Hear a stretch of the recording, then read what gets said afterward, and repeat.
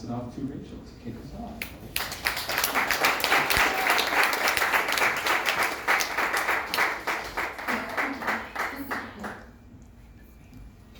Hi, everyone.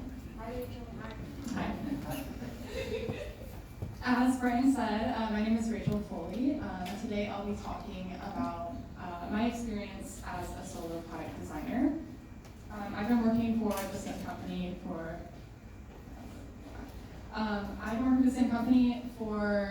over 3 years, both in marketing and in product. So I'm going to talk a little bit about that transition, working for a small company, Series A startup, and that experience in the context of what you can take away from a role like this and not just stay sane, but get a lot of long-term career trajectory.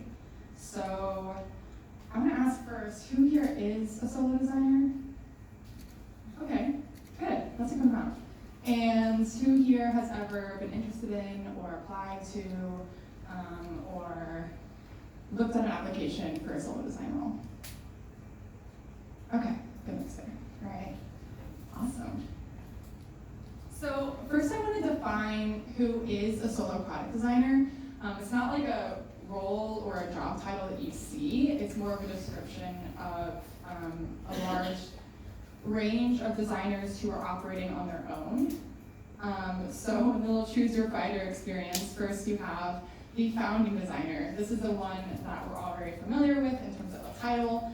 This is someone who is working usually pre-product market fit and building an application from the ground up, creating the first systems, and working closely with the founders to create the vision for the product. The second type of solo product designer is a closely related species, is the alternate. So this is someone who comes in after there's been some sort of establishment of the product. This is after an initial launch, and this person is usually coming in either as the second designer and just taking over, like backfilling that role, or they are coming in where there was no design presence before. Maybe it was initially built by like the founders, engineers, product managers, things like that. And then the last type of solo product designer that you have is the last man standing. So we all know it's a very difficult time in tech and design specifically right now. So sometimes designers find themselves where the rest of the team has been dissolved and let go, and you're dealing with the dumpster fire of that. So that's not it. There's definitely other types of solo designers. You could be in a larger company and your team is very isolated, but from my experience, this is the most common types of solo designers that I've seen. And a little bit about me. I'll get to that in a second. So I actually do not have a formal degree in UX design. I know a lot of us don't, but I graduated in 2019 with a degree in public relations, and then my design experience came from a minor in magazine design, so it's all print focused. And then by the time that I decided to graduate, I was pretty sure that I wanted to move into tech, so I was building out my portfolio, doing freelance projects with small businesses, philanthropists, things like that.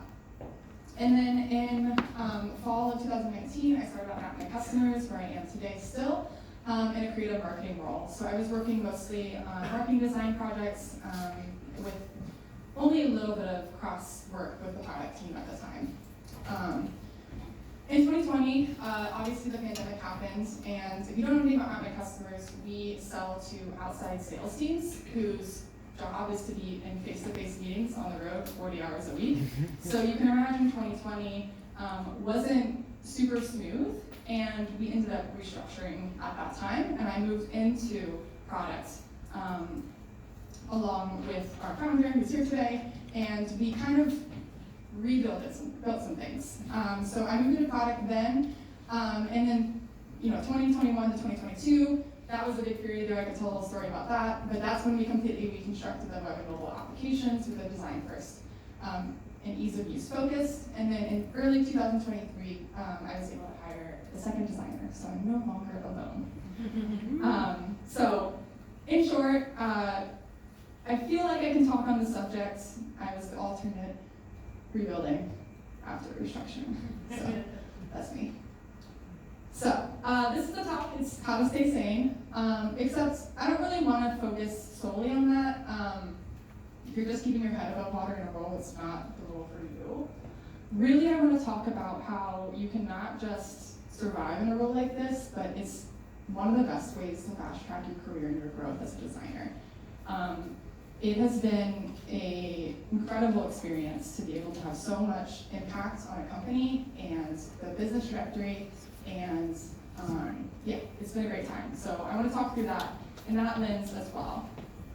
And the first way you can not just keep your wits about you is not give it your all, right? If you're burning like 1,000 miles per hour in a solo role where your company is still figuring out where it belongs in the market, you're not going to last very long. So anyone here identified as like a perfectionist? Yeah, designers tend to do that. Don't be, especially if you're in a solo role. It's not the time and place to be a perfectionist. And I think some scholars would agree. Perfect is the enemy of good. This is a quote that's usually attributed to Voltaire. It was actually an Italian proverb, and I think we're all familiar with this. But if you're seeking out perfection in everything you do, especially in a creative space, you're not ever going to have the confidence to move forward. You're not going to move anywhere and not have that trajectory and that momentum that you need to keep learning. And when I talk about this 80% mentality, this is something I didn't learn either. It's not Voltaire. It's actually this guy on the internet. If you're under 30, you probably were stuck in some high school class with a substitute playing videos of this. With this guy here, he's on your TikTok as well. And I watched this video back in college, and it literally changed my entire perspective as a designer, right? On how to stretch myself and grow. So I recommend watching the video. It's a quick watch, but most of this first point of the subject is not my idea, so I just want to give credit there. So this is my best visualization of like a creative project, specifically a design, when you're coming in to target what you think is perfection, and it's very fuzzy on the edges. You're getting closer and closer and closer to what we think perfect is, right? And this is only what you think perfect is, especially for pre-product market fit. There's going to be a lot of other opinions there about what perfect is to other stakeholders. There's going to be a lot of opinions about what is good or the right move to make, and you're going to waste a lot of time and burn a lot of fuel if you continuously try to reach this moving target, right? It's always moving. So my mentality has been just to get it here and move on, right?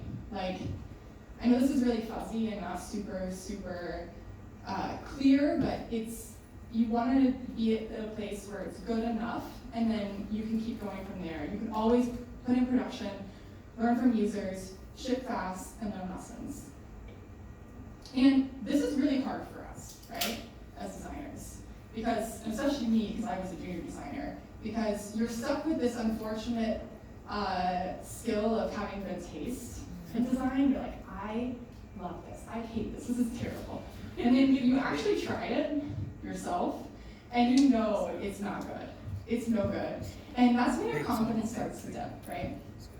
And this is a universal truth of any creative person, regardless of whether you're in design or anything like that, anything else. And this is like, it's going to happen. If it takes 10 years and you're in a junior role, taking on little bites of responsibility and working your way up the career ladder, it's going to happen across 10 years. If you just throw yourself into the fire, it's going to happen very quickly, right? So my mentality is doing it solo and doing it young. You get to speed run the messy bit. It's not for everyone. It's definitely, you learn the lessons yourself, but that's the only way to learn it, right? You only learn the lessons by actually doing it. So this is another very scientific graph that I made, comparing quality versus speed, and where you think perfection might be. And this is your good enough today. So the great thing about this mentality is that if you just keep going, your good enough tomorrow is just like in a different stratosphere, and you get to leapfrog straight there. So I think this is just a good mentality to have in your back pocket if you're in a solo role. Don't put too much pressure on yourself, and just learn as you go and have the confidence to move forward and rely on your good taste to get you there. Some caveats. There are absolutely times when, polished, beautiful, perfect design is exactly what a company needs to be a market differentiator. And there are times when you will need to slow down, analyze, and regroup. And there are times when this fast-moving mentality will cause rush decisions and mistakes to happen. But experience is what gives you the wisdom to know when to slow down and when to release it to the world. But that's only earned by doing. So just go do stuff. Part 2. You are solo, not alone. That's the reason why we use that word solo. You're the only designer, technically, but you are not alone in the decisions you make. And you should not pass up feedback from non-designers. If you've been on Medium in the last 5 years, you've probably seen at least one clickbait article with this as the headline of everyone's a designer and your job's not worth anything, and yeah. And it's very opinionated, and all of us kind of scream silently, sort of, I guess. But it's true. Everyone has their hands in the design process when you're working at a company, especially the smaller it is. Design and business incentives are completely interlaced at every step of the process. So I'm going to give a few examples of where things outside of your control impact what's exactly in your job description, right? So say an engineer cuts corners on performance, usually because they don't understand the reason for what they're building, they're detached from the work, and something that you didn't do impacts the quality of the experience that's literally in your job title or your job description. Same thing can happen if a sales demo narrative sets up false expectations and users come in and they are disappointed or realize the product that they're using is not the product that they were promised. On the flip side though, this is what you can control, maybe you design something without performance in mind. That also, and that's maybe fueled from you not understanding your engineers, not understanding what they're telling you, not listening to them, and not bringing them into the fold early enough. That's going to detract from user experience. And if your product team releases features without good comms too, that's going to boil down to the rest of the company and the story that they tell on their own. So, like it or not, everyone at your company, everyone you brush shoulders with, has an impact in how your output is measured.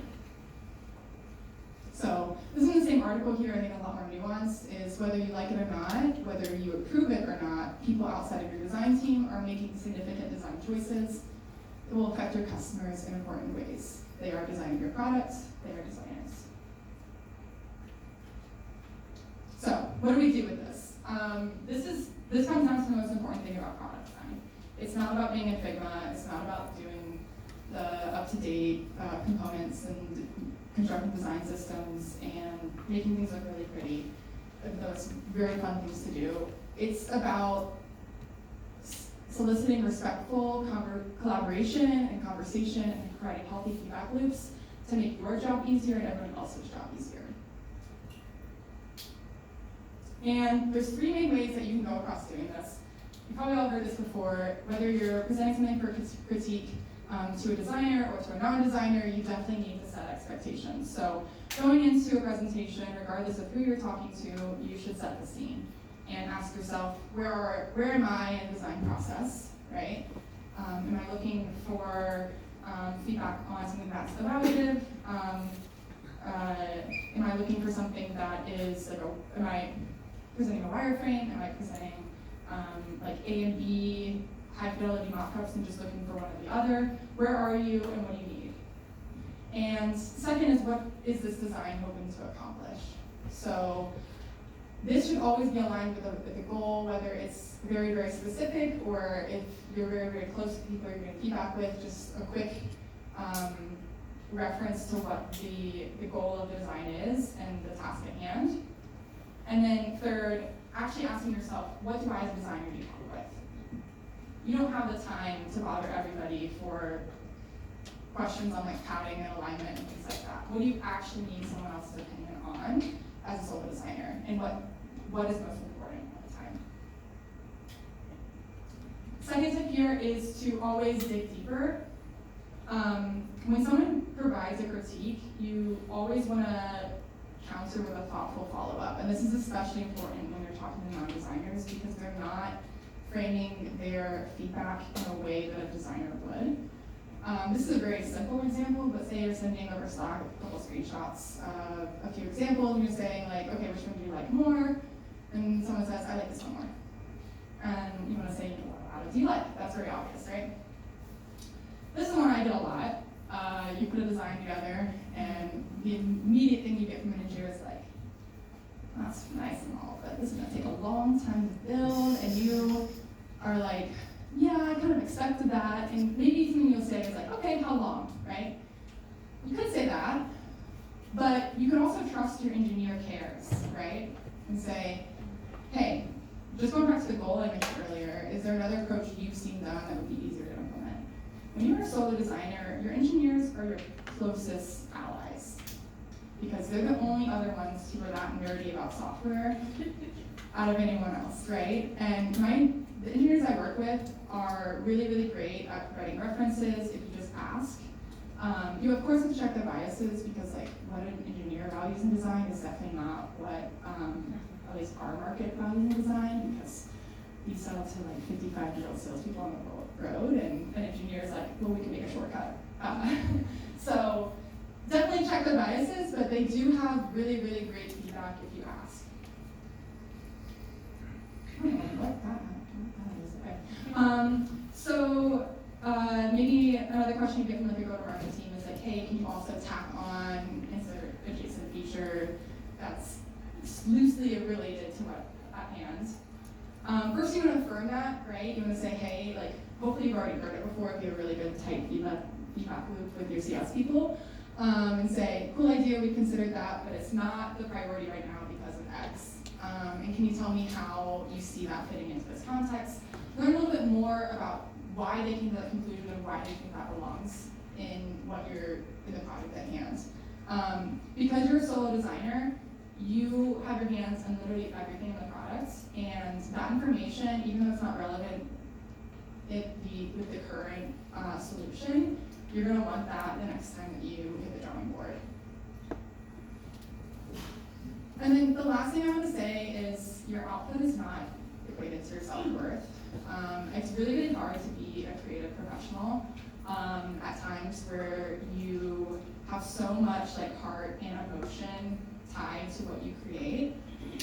But at the end of the day, we're working in product design. We are not artists. We are selling our services to a business. And once you create something, the business owns that, and you should just take that critique and tweak it and do your job. It's not about ego. It's not about you. And it's really going to drive you crazy if you take every critique as an attack to yourself and your character. So, I think you all know this, but it's a good reminder. So, more caveats. All right, there are times when someone's feedback is going to be critical, subjective, and just not helpful, way out of left field, and you can ignore that. There are times when feedback is conflicting and there's no clear answer. Sometimes you just need to push it and experiment in production. Sometimes you need to take a step back and do some more research. And there are times when you will need a designer's point of view, and you should seek out a mentor or a peer review. I personally like peer reviews more. I feel like they're getting connected with other solo designers is like the best. But all of those things require experience, and that gives you the wisdom to know when to have the feedback and when to follow your path. And that's only earned by seeking it out. Last one here. You can't ride solo forever. The point of being the first, and the only one, is that it's supposed to be temporary. If you're so heads down and not thinking about the future of what you're trying to build here in terms of a design organization, you're going to not stay so sane. So the best thing you can do is be design's biggest advocate. Now, being design's biggest advocate doesn't look the same at a small company than it does at a larger org. And my first tip is design gets visibility when you don't only design. So you're at a small company, you aren't going to be just doing mock-ups, and you're not going to even just be doing user research. You are going to be hands-on with every department at every single day. And as designers, I truly believe that we have a unique set of skills that sets us apart in early stage companies. Our literal job is to create something out of nothing, and we're really, really good at building processes. We're really good at establishing documentation. We're really, really good at communication and making sure that people are working together. And before you go and campaign on the importance of design, just be around to help, because your skill set is so valuable to any early stage company. So if you can make other people's jobs easier, they'll suit you for that. Second, I wish I could have talked like for 45 minutes just about research, but talk to users and evangelize research for the entire company. Back in 2021, I started with Matt, our founder, our first research project, and since then we have everyone from like our junior designer to customer support reps, going on ride-alongs with salespeople, learning from users, understanding what they're doing out in the field, and doing their own informal version of research, and as well as our continuous formalized discovery process as a product team. So continue doing that, and you'll always have backup ammo for why you're doing what you're doing as a designer, because people are going to ask. And third, you want to build trust with your immediate manager. This could be a CEO, this could be a head of product, this could be a CTO. It really just depends where you're at. This is going to be your connection to the seat at the table. And even if you're not in senior leadership or taking on that role, you need to have trust with the person who's representing you behind closed doors. And that is having someone who has your back in that is really, really important. The number one thing, if you're interviewing for a job for a solo design role, you have to have that good feeling about who is going to be your manager. So, in short, if you're going to be a solo product designer, you're going to reject perfection, seek out feedback, and make your own seat at the table. I have a ton of more resources. I could have talked forever on this and get really specific. So scan that. I did a Notion, a bunch of stuff. There's Medium articles, there's a video I referenced, there's books and stuff like that. So scan that. Yeah, that's all. Thank you.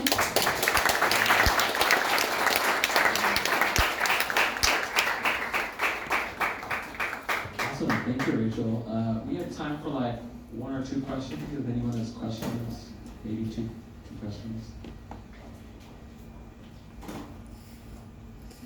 When you talk about the perfectionism thing, was your team, the company, receptive to that? The way you sort of framed it was a bit don't go for perfect, sort of, it's all fuzzy, we're not sure. I know that's probably not how it went in real life, but were they sort of wait, but we want the product to be perfect, shouldn't it be spot on?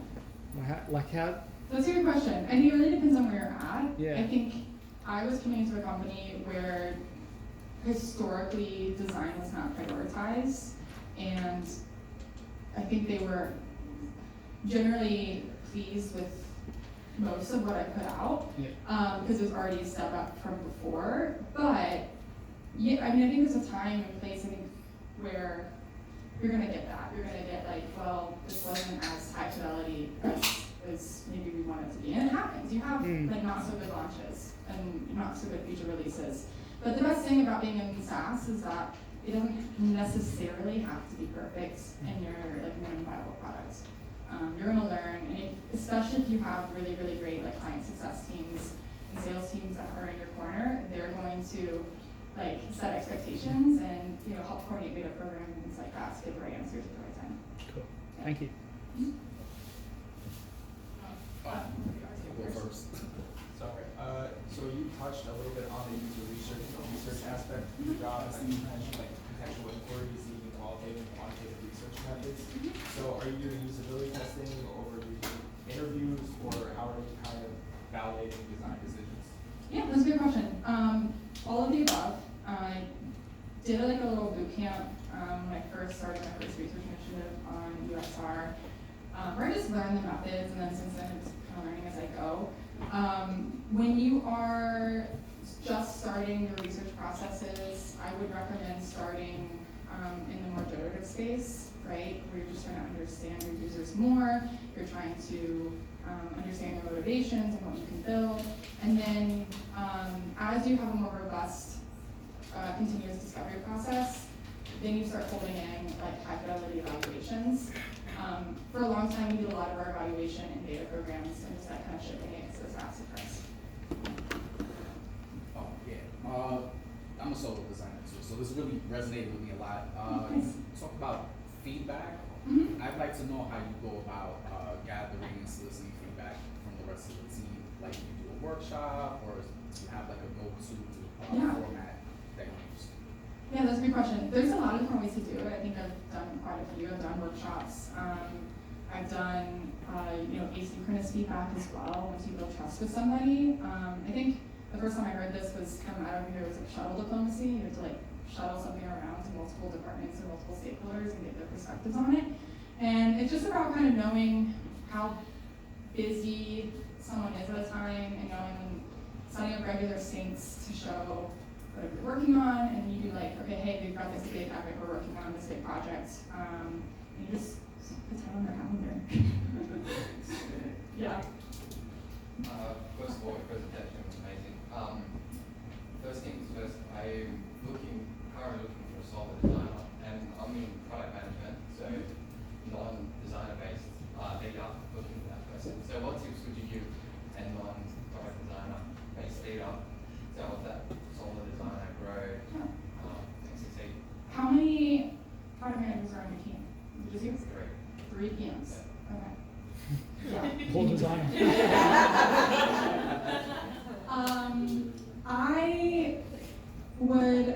I would look at someone who has a lot of cross-functional skills as a designer.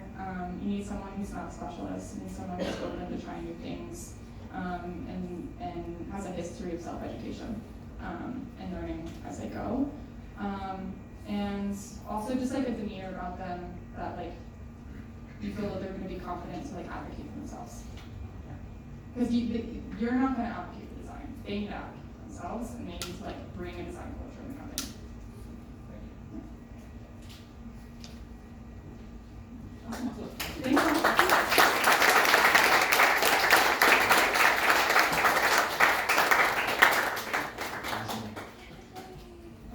We started a little late, so we're gonna skip the break, but if you do need to use the